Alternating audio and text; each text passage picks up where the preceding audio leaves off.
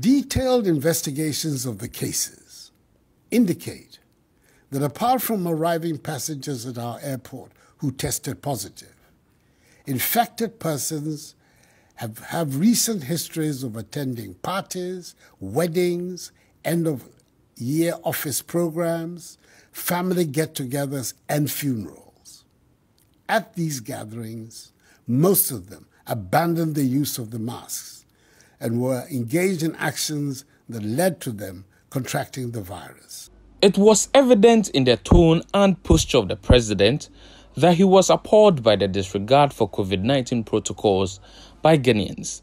The gains attained hitherto, the holding of the 2020 polls and festive season had diminished, and the president served notice of his willingness to crack the whip without fear or favor.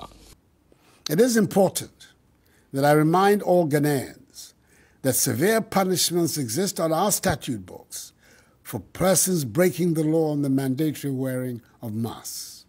Should anyone be arrested by the security agencies disregarding this directive, that person will be dealt with strictly in accordance with law. Justice for all. Exactly a year ago, one of the COVID-19 arrests that received media attention was effected.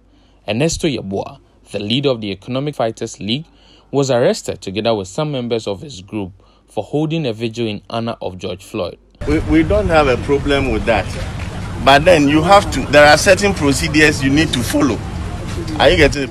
Gathering people like this, you need to at least write. You have to observe, you have to follow what we call the Public Order Act. I hope you are aware of the fact that we have what we call Public Order Act. His offense constituted an unlawful gathering during the COVID-19 pandemic.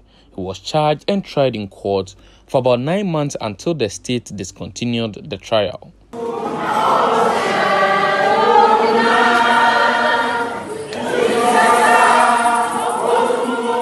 One of the earliest cases of COVID-19 related arrest had to do with the head pastor of Open Arms Ministry, Apostle Kofi Nkrumah Sarkodie.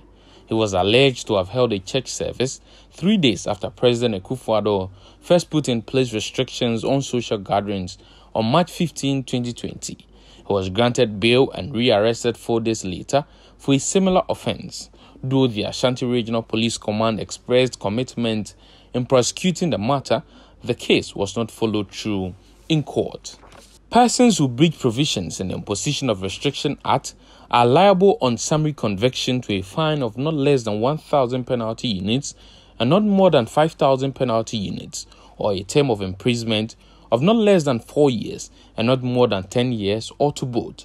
A pastor in the Volta region and 2 others were in April 2020 fined 36,000 Ghana cedis after they were arrested for organizing Easter church activities.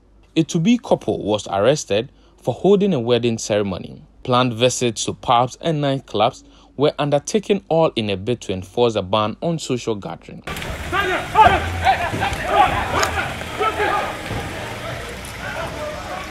Despite all these efforts, Ghana witnessed an increase in COVID-19 cases after the festive season. As a result, the police dispatched officers to beaches and pubs during the Easter period.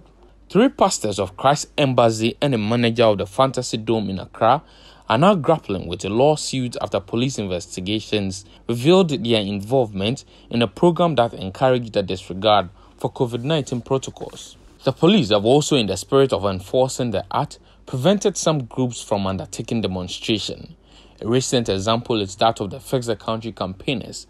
The police in Accra secured an injunction on an intended demonstration. Following from the reaction to the demonstration by the Fix the Country protesters, calls have intensified for government officials who attended the funeral of Sir John to be prosecuted.